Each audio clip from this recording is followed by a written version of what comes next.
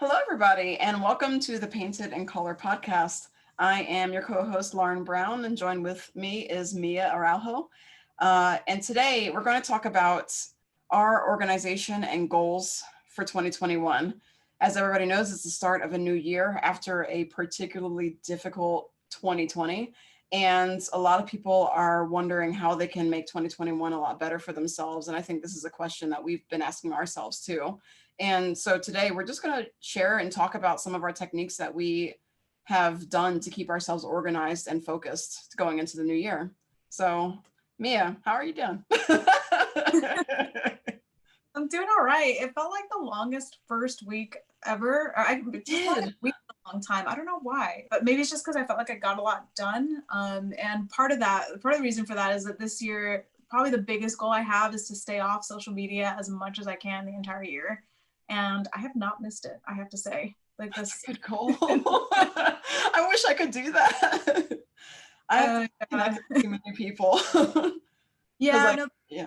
That's the caveat though, is like if you were somebody who, like, especially right now that we have less socializing time in person and stuff, if that is kind of like one of your last lifelines in terms of keeping in contact, definitely don't do this. But for me, it's just I feel like I have ADD and I have such anxiety that's like driven and just like blown out of control by social media that I'm basically just going to try to just keep it to a smaller circle this year and just really focus on my work so I can get stuff done. But it's just kind of like where I need to be in terms of where I'm at. But again, for every person, no matter where you are, it's like that decision might not be the best. So yeah, no, it's like it's been difficult because I tend to be particularly bad about social media, and I try to keep posting a consistent schedule and then I'll fall off of it. So it's funny because one of my goals are the opposite of yours this year. Is like to try to be more consistent about posting on social media. But I think one of the biggest things that I realized was that, especially for Facebook, I realized that the thing that stresses me out about social media is not being able to block out all the noise that happens and all the stressful things that come up on my feed. And so I had to start curating my feed and removing the things that are stressing me out.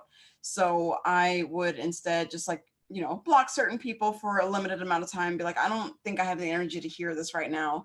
And, post really pleasant things or try to scroll on things like Pinterest or, Instagram, where I usually just see more of like people's beautiful art and cute pictures and stuff like that. So I've been trying to kind of curate my feed and lower the stress levels that way. Because I realized that a while ago on Facebook, I would just have really stressful conversations that were not, feeding me in any positive way. And I had to cut that out from my life. So that was basically my relationship with it. And I'm trying to make it a more positive relationship without it being too having my life be too inundated with social media. That's what I'm trying anyway. Yeah, no, that's good. We'll see how it's working. Yeah. And I'll let you know how it works out for me, because I don't know. I mean, it seems very healing to not have it in your life at all.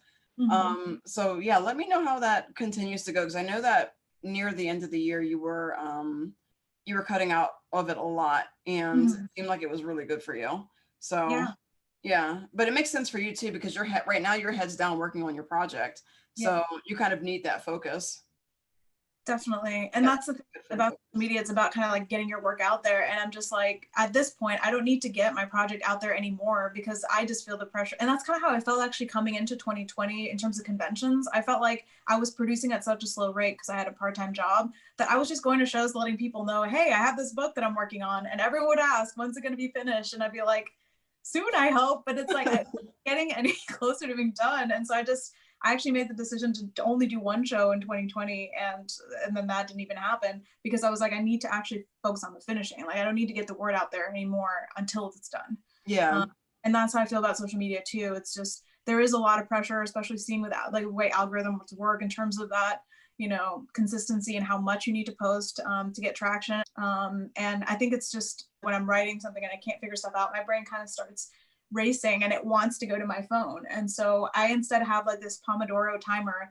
It's been so helpful. It's so good. Yeah. So yeah, for anybody who doesn't know, the Pomodoro timer is essentially a a timer that is dedicated to helping you focus on a task for 25-minute spurts at a time. And then each 25 minutes, you get a 5-minute break. And then after, I believe it's 3 Pomodoros, which is the 25 to 5, cycles. After 3 of those, then you get a 15-minute break. And that's how I understand it. And so it kind of like allows you to space out the time that you're working. And I've used it before too, and it's really, really helpful to kind of keep you focused and to make it so that you're breaking up the time that you're sitting and working. Because it can be harmful for you to just like be laser focused for 6 hours at a time and you're just like sitting all day. So it's a healthy kind of timing technique. Yeah. No, I use those minute breaks to stand up. I even like do jumping jacks or yoga poses, like and I do like the hand poses, the hand stretches and stuff if I've been drawing. But yeah, it's a good reminder that it's like, okay, for 25 minutes, just like go hardcore. And then for 5 minutes, you kind of breathe and you relax. Back away. Yeah. It's that paired with like ambient soundtracks and that kind of thing. Or like, there's one with like library sounds that I love. Oh my God, yes. Yeah, for me, video game soundtracks, original soundtracks, OSTs. The Persona 5 one is particularly good. Animal Crossing is really good. I have some Mario Galaxy ones that are really nice. Like there's just so many good because they're nice because video game music is designed to allow you to listen to it in the background because you're supposed to be doing stuff. So it's just the perfect background noise. And so always recommend, but ambient noise is great. It's great. The cool thing too about Pomodoro technique is that my friend Andrea was the one who told me about it, but basically what she told me was that you should set a goal for that 25-minute chunk of time that you're working. So for example, I want to finish this patch of grass in this 25-minute section. And so you're kind of aiming for these smaller achievable goals in chunks. And then by the time your Pomodoros are done, you have a bigger picture that's been resolved, which is really, really helpful. So I don't know if you use it like that, but I think it was always really good for me. I want to try doing that. I think that's a great idea. For me, I just feel like I really zone in because my brain now knows it's being promised a break. Whereas if I just say I'm going to work for 6 hours straight, my brain starts, wanting to break or some time off. And that's the thing too. It's like either do something like that or schedule time for yourself to do nothing. And because I feel like as long as your brain knows it's going to get a chance to do nothing and not be, having another task, I think that's a way to quiet it. And people who meditate too probably don't have to do this stuff, but there's multiple ways I think that you can arrive at the same results. Yeah, because each different technique will work for different people or like, different variations of that technique. So I think it's really nice to hear what works for you and, trying to share what works for me as well. Hopefully it's helpful for everybody else. But there's a lot of different things that I've had to try over, especially the course of 2020, because focus has been so shot over that year. There's so many distractions floating around, and we've had to find a way to ground ourselves in a meaningful way. And it was really difficult to force my mind to do anything. But so I've had developed a lot of coping mechanisms over that year. But somehow I still got stuff done, so it worked out. It worked out in some regard or another. But another thing that I'd realized was that the goals that I was setting for myself were also, it was almost like an over-promising and under-delivering type thing, because I would expect of myself the same level of productivity that I would have when I'm not under a time of crisis. And I wasn't being very fair to myself. So I'd be like, okay, by the end of this weekend, I'll finish, like 3 illustrations. And that's crazy. Like, I'm not going to do that. Like, there's no time to relax within that slot of time. Yeah. So what I realized that I needed to start doing was to make my goals smaller, more achievable chunks. And this is kind of going back to the Pomodoro thing. It's more a macro level of it, of just making my overall goals a little bit more like, okay, here's my milestone. Here's how I get to that milestone. And then after this, I can figure out what's next. But I'm not going to just chunk it all at once, because then that goal becomes so overwhelming that oftentimes I can get decision paralysis and not want to chew into that. So it's really important to be kind to myself and understand that, hey, I might want some time to relax and sit down and do nothing and let my brain recharge. And then I might want some time to, clean the house or take care of the things I need to take care of that are errands, etc. And so allowing myself to do that has been a lot more helpful than being like, I'm going to finish all these things. And when I don't finish it, the inevitable self-loathing that comes can at least be lessened because there wasn't as many things that I needed to get done that weekend. Yeah. Trying to be better about being more kind to myself. Oh yeah, it's an ongoing process for sure. Oh yeah. I'm curious, do you set goals like last year? I know was a not normal year in that way, but do you set goals at the beginning of the year? Do you do it once a month? Like when do you set those goals and do you ever change them? They usually start to happen at the beginning of the year. So for the beginning of 2020, what I decided to do was to start keeping a bullet journal. My roommate had inspired me to do this because she was starting one, and I was like, this seems actually really cool. I would like to track everything. And so basically, if viewers listening have ever heard of a bullet journal before, it's a journal that is a shorthand for keeping track of different goals. Keeps your calendar, keeps your schedule. It's kind of like a mini journal / diary, and you can track anything you want in it. For me personally, I felt it was most useful to track my goals, track my mood, track habits that I have throughout the day, track just like in a little bullet point list of the things I had done on, each day. And looking back at the beginning of 2020, because that's when the world was open and I was still doing things, it was really cool to actually look back and see what I had done, because I was really good about keeping track of it. Once the quarantine hit, that dropped off. But now that I looked back at my bullet journal, I got inspired again and started a new one for 2021. So I'll share this with you because to your question, the answer is yes. I keep a goal. I kept a goal both for the entire year and for each month. So I'm going to open this up and show you real quick, and hopefully my camera can show it since I have the background on. But so I would open it up with okay. Yeah. Hold on. I'm just going to turn my background off. Oh, there you go. Don't look at my background, guys. My office is not cute yet. But yeah, so I have my cute 2020 page. Make it pretty. You want to write in it more if you make it pretty. Exactly. And you probably can't see this because I wrote these in blue pencil, but I had goals. I can see them still. I didn't want to fill them in until I was ready. But I had goal for what is it? For arts, for conventions. That's didn't happen. For my story, for home, for work, for finances, for plants, because that was the thing I wanted to track, for my health and for my relationships. So I had high level goals for each section. And so that's what each like header you see. Hold on, it's reverse. So here, all these are headers. And so those are my overarching goals. So it would be things like I wanted to finish, 12 of my goddess queens for the last year. 60 court. So you see, my goals were already way too lofty. I was like, yeah, I'm going to do 12 queens and I'm going to do 60 members of the court. Don't do that to yourself. That's ridiculous. I was really ambitious.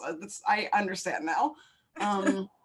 Study anatomy and architecture, grow social media presence. And I had a goal of specific followers. So it was really small goals.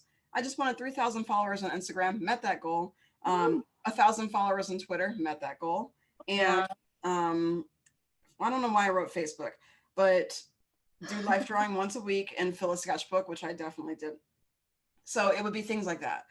And, so each section would have my goals. And then I like that there's specific goals too. Yeah, I should probably make for this year more SMART goals so that they're achievable. And I have a definite path to get to them. But, those art goals at the very least were, pretty good. And then I would have my calendar for the year. Just like marking off different milestones throughout each month. And then for each month's header, I would detail those milestones. Let me see. And then, okay, so here is the month of January. And so I start with January and here are my goals for that month, for the specific month. And, so for art, I wanted to do 5 pieces for the Mushroom Court and post 3 times a week on social media and life drawing on Mondays. I did keep up with those things for that month, but then it dropped off because it's too much. And then I would have my more granular tracker, which is, the month of January. And here's my habit tracker here. And something I called a 20-minute tracker, which basically was something that I read. It was an article that said every day you should spend 20 minutes doing something that you really love and makes you happy. And it's not that much time to dedicate it to a thing that makes you happy, but you should do it. So, so I wrote personal art, go for a walk, take care of my plants, write my story, work on some merchandise, meditate, and learn Japanese. So those were the things that I had for my tracker. And so that was really nice to keep track of. And then for my monthly calendar, I had weekly goals and things that I need to get done. Like, okay, I need to get a car inspection, my oil change, stuff like, personal errands, and make sure you write your, story, do your art. And yeah, I tracked a bunch more stuff that I don't think I need to track anymore. Like all my Etsy orders were tracked. It's crazy. Oh, that's so, I love it. I was really organized at the beginning of the year. I'm trying to get back to that point again, because obviously quarantine threw a lot of things off. I tracked my expenses. I'm not going to share that. And some of these might have to be blurred out if they're too visible. Yeah. And then I had a daily log that like broke down everything in January. So it was just each day I would write different bullet points, and each different line had a specific marking. So I would do a dash for just like a thing that I did throughout the day. I would do a solid bullet point for an important thing that I did that I need to, I was like, oh, okay, look back at this. And I would do an asterisk for anything that I needed to follow up on. Say like, I need to get my car inspected, write that in an asterisk. And then once I accomplish that task, I cross it out. And if I don't accomplish that task, I migrate it by putting a little caret next to it, and I move it to the next day. And so that ensures that I'm tracking all of my habits and making sure that they get done, or at least that I know that I'm putting something off and I should probably, address it. Yeah. And so that was basically how I was doing it for last year. And for this year, I'm a little bit more loose, but I'm still doing a version of that for 2021. So we have our goals here. We have our, cute little tracker here. I'm tracking my sleep. Tracking sleep is really nice. And yeah, I have my daily log tracker as well. So it's a little bit more manageable to keep up with, especially because I don't have to track as many things since I'm not going anywhere, but it's still allowing me to see what I'm up to every day. And it gives me a log to look back on and see how my habits have played into my general mood and what I did throughout the day. So hopefully finding those connections is really helpful. Yeah, oh, that's amazing. Yeah. How do you organize your stuff, and what are your goals for this year? Oh man, I think I have a similar thing to what you do, but it's not a journal. I actually use spreadsheets. So I use Google Sheets, and my sister actually was reading a book that kind of had this thing called an unschedule, and I don't know why it's called that. I think it's because I think it has something to do with your scheduling your play and your work, so you're scheduling time off. And the funny when she first shared the spreadsheet with me, I was like, oh, cool, I can plan my work even better. And I totally disregarded the play thing. Oh, Mia, that's very typical of an artist, isn't it? Right. Yeah. Like, I think you use like the fill of each cell like as a different color. So it's kind of like your asterisk, dot, and like bullet or whatever. Like each little symbol is actually the cell that's that color or whatever on the sheets is different. So it'd have like Monday through Friday. So you would be like logging each half hour what you're doing in each column. And then at the end of the day, I added a thing where it's like I have the goals and then the stuff I actually completed. And every Sunday I would try to do a post-mortem almost on the week and see like, here were my goals when I started and here's the thing that actually got done, and then try to adjust for the following week in terms of if those goals weren't realistic enough, then I would adjust that. And that's actually this is actually a topic that my therapist and I talk about quite a bit because I am the queen of unrealistic goals. I mean, we have that in common, I think, as you saw. It's just ridiculous. And it's the thing that you're saying, that if you don't accomplish those goals, you feel worthless. So it's like the thing of tracking your goal and tracking what you got done made me see I'm getting a lot of work done. It's just the things that are getting done are maybe not the things I wanted to focus on the most. it's like I'm focusing on all this other stuff. Mhm. And when you schedule your time, you're scheduling only the stuff that you want to get done, but you're not scheduling the house stuff. You're not scheduling the stuff in, you're not factoring in that you have to cook and like prepare Yeah. food stuff. You have to So basically do life maintenance. You need to have yeah, time for that. yeah. So it's like Mhm. all of that has to be in the schedule too. So that's been really helpful to just see that almost like a zoomed out view of my schedule. But I want to share this thing that might help. She was saying the difference between a good boss and a bad boss in terms of completing goals is a bad boss will blame the employee, and the good Mhm. boss will look at say how can we change the structure or how can we change the system so the things you'd like to do every day, and then comparing notes almost just to Yeah. make that you can refine that and make that better. And that's the thing too. At the beginning of every year, when you set all these new goals, but you have the same schedule, it's not a lot's not really going to change if you still have the same routine. So Mhm. you have to be willing to change a lot of things if your goals are really different from the previous year. Yeah, absolutely. You can't just keep repeating the same thing and hope that it'll work, because oftentimes what I had tried to do was to badger my mind to function in a way that it didn't want to function. And I'd be Yeah, like, and then I would berate myself, like, why can't you do this? Why can't you just focus? And yeah, it's exactly that, where you have to actually change how you're approaching the situation, of how you're scheduling your time, of how you're conducting yourself. Otherwise, it's not going to change. So you have to yeah, find, I talked about this a little bit in the 2020 episode.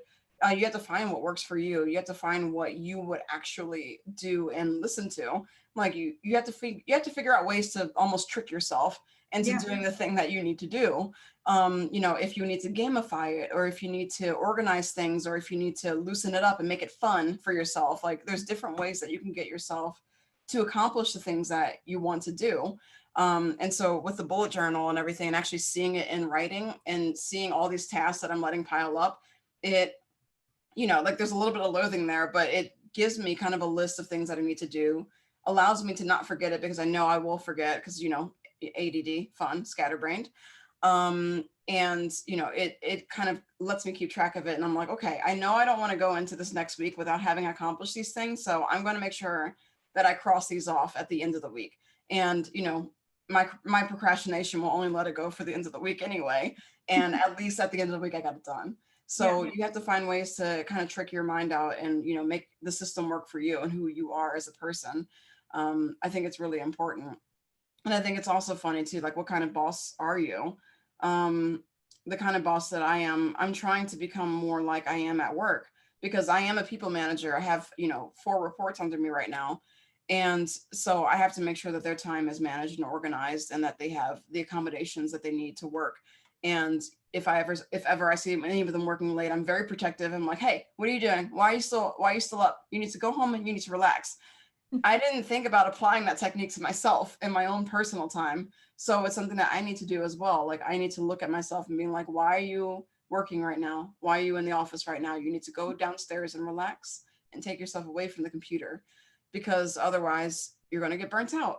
And those are techniques that I am learning for myself, that I've been applying to other people for a while now. So, yeah, being accommodating is really, really important. And being a good boss to yourself is really important. You have to take yourself seriously. I think that's the hardest part. I love that you brought that up because I feel like it's so much easier for us to see other people as hardworking, even though we know we work hard. At the end of the day, if you put, a gun to my head and ask me if I work hard, I'd be like, yes, I do. But it's like, but Mhm. until that point, I will deny it and I will say that I'm all these bad things or I'm compensating. I feel like we're a lot harder on ourselves than we need to be, and especially when it comes to accomplishing things. And I feel like for me, like the way I've evolved in terms of how I think about goals is not about having all these accomplishments on the list. It's about building confidence in what Mhm. I accomplish and knowing what my process is. And I think when you tell someone, yes, I can get this done in a week, and you really can't, that's a form of denial. Yeah, it is. Doing all this kind of analysis is trying to get at some self-awareness so you know exactly what you're promising is what you can deliver on. It's like when you overpromise yourself or overpromise to other people, I think your mind is at the point where it's thinking of what you ought to do rather Yeah. than what you actually are capable of doing. Mm-hmm. And you need to really understand what you're capable of doing to deliver realistic goals and tasks for yourself. And that's something that I've been really working on, since I realized that was a problem with me. It's just like, okay, like, what am I actually capable of? What are the things that I need to do around the house and my life with my friends, etc., that will keep me from feeling like I'm hitting a wall. And so I'm starting to get much more of a healthy relationship with my personal life and my work life, and kind of balancing those two things and allowing myself to get the leeway to relax, and hoping that, one day maybe I won't feel super guilty for having relaxed, and not, feeling okay. I think I think that the last 2 week break has really paid off though, because a lot of those days I was like, I almost said lazy, and I can't say lazy because those were necessary days. I needed an actual vacation. And it was as much of a vacation as I could have mustered being home. But I tried to make that vacation what I could make it by actually resting. There were some days where I just straight up didn't accomplish anything, and I didn't even know what I did that previous day. But once I went back to work, my mind felt open again because I had rested, and my brain felt like it was ready to tackle some things again. It was like almost like begging for the stimulation because I hadn't done anything. Yeah. So I like to get to that point, and like it becomes really productive when I feel that kind of energy moving again. Like when I'm like, okay, it's time to accomplish stuff. It's time to move stuff.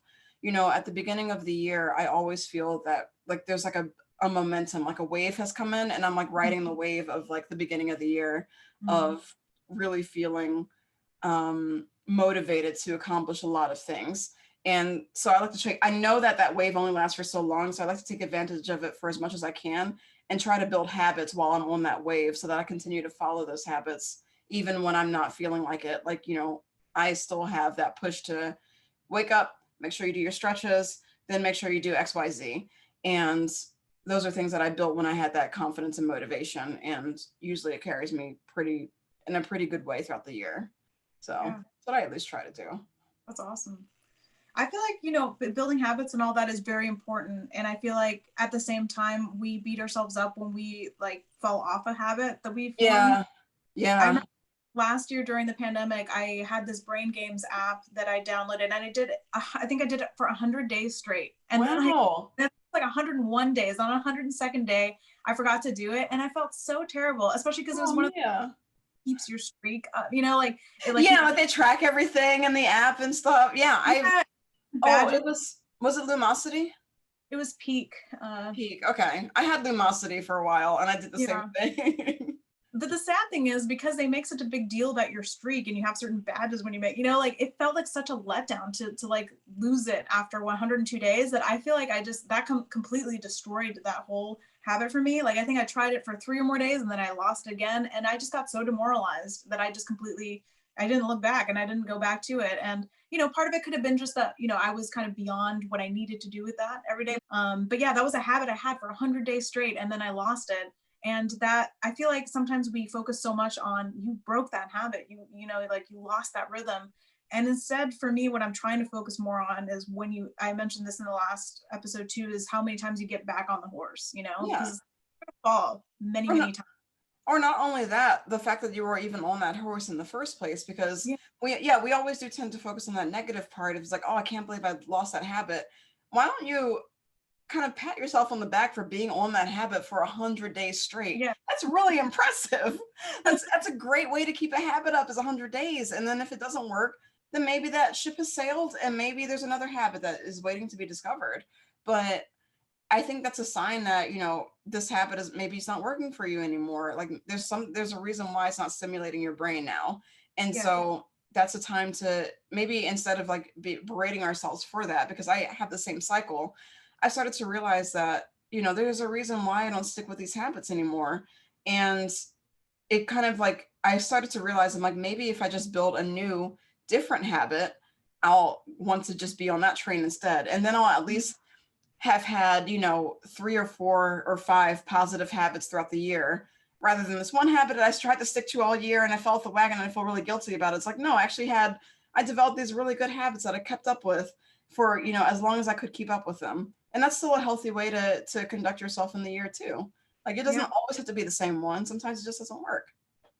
I think that's part of one of those myths that we have about like people who are super dedicated. Like I think of immediately like Nathan Fox, that amazing concept artist. Like he's had this habit like from, I think before he was married, that it's like every day he does an hour study, even on He did it I think he like maybe missed one day because he was at the hospital. It was some story like that. But we love those stories, right? This guy's Of been doing course. 15 years every single day, never breaks that habit.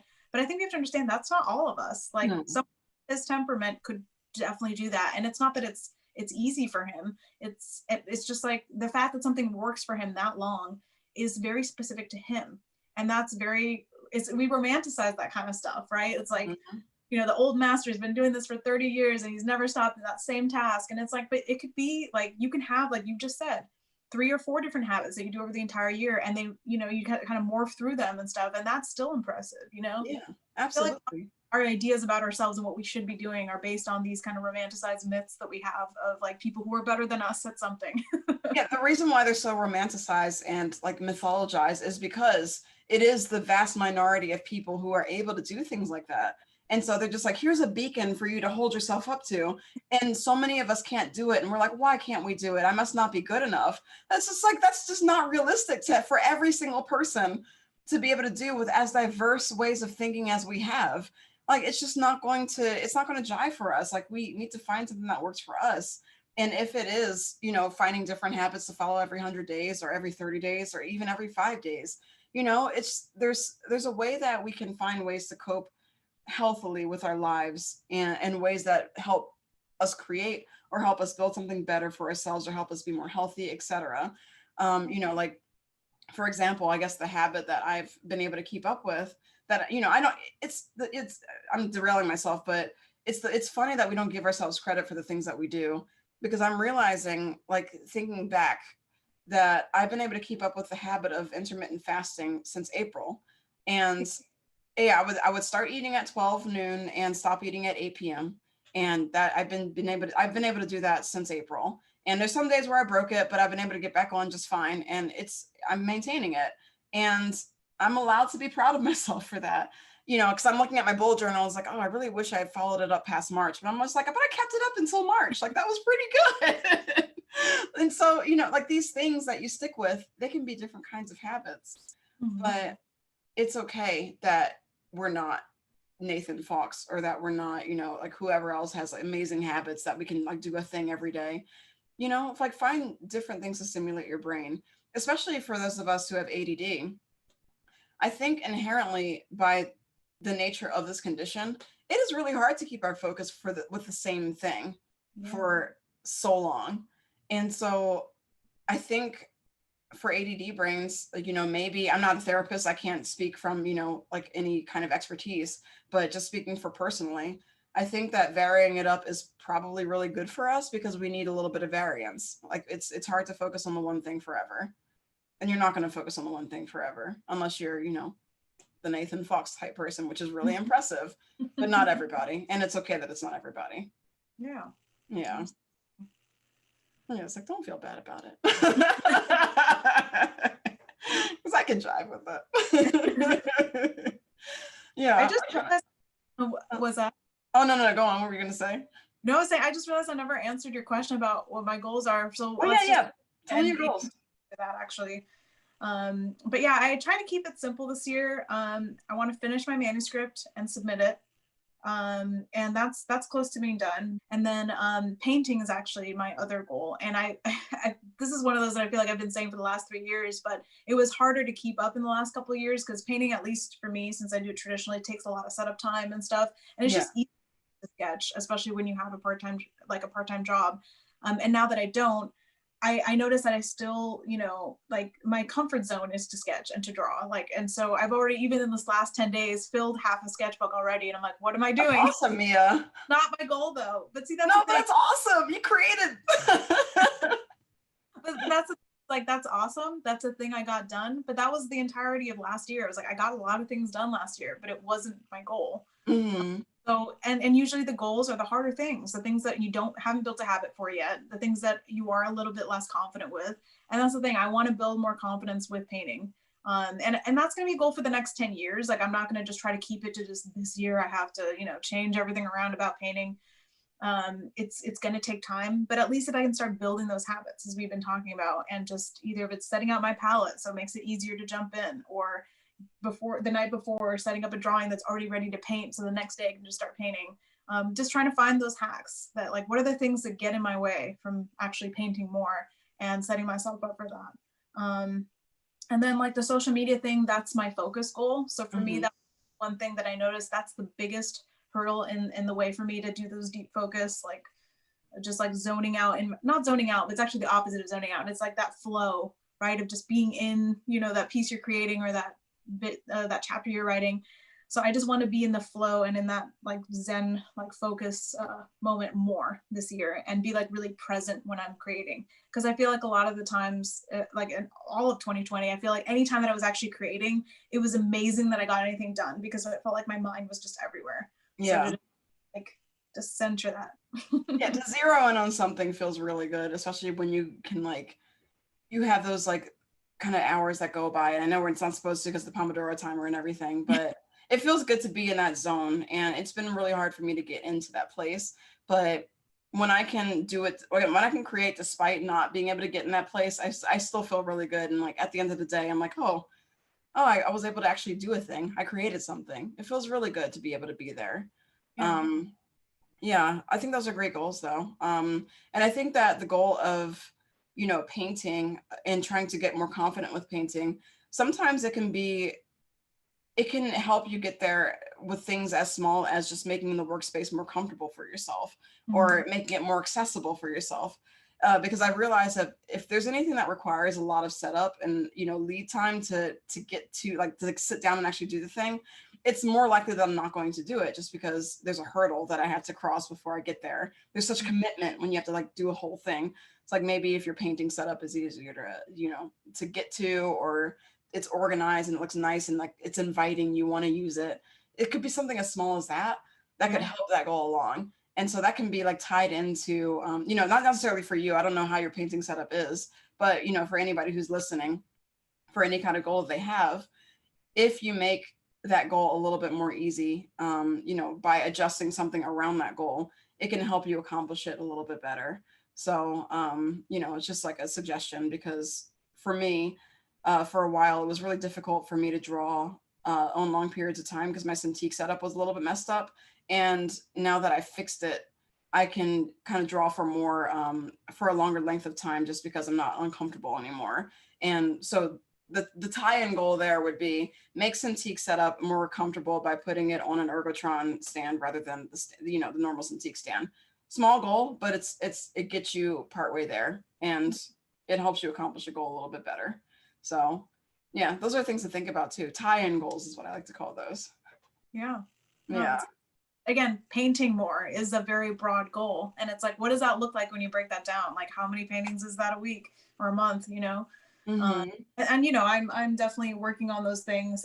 And you know, each one of those individual goals has a reason for being there, right? Like painting is going to help me finish my book. It's going to be something I can submit to art directors for freelance. It's going to be something I can enter into competitions. And that's in the last few years, I feel like I've only done 4 paintings a year. Last year I only did 2, you know. But yeah, it's like it's one of those things where it's just like, what does that number look like, or how does that break down each month? I feel like you should go deeper and more specific with those goals, like you did with your bullet journal. Yeah. But yeah, I think it's good to have like maybe fewer goals that then you can just kind of deep dive. You know, again, it depends on each person, but at least for me, that's kind of how my brain works. I need to prove myself I can do these 3, and then next year maybe I'll add some more. Yeah, no, I think it's definitely better to have fewer goals because it's more achievable that way. But yeah, just only for me, it's nice for me to see the things that I should probably be accomplishing throughout the year.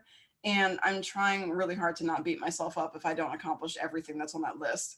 Like the fact that I'm marking anything off feels good. So if I can hit some of the list and migrate the other goals that I didn't hit to the next year, those are still on my list for things that I do want to accomplish, and hopefully they get done eventually. So, you know, as long as they're not life or death, and it's like, oh, like I need to make sure I pay my mortgage, or else I'm going to be kicked out of my house. Like that's something that should be tied into your habits. Yeah.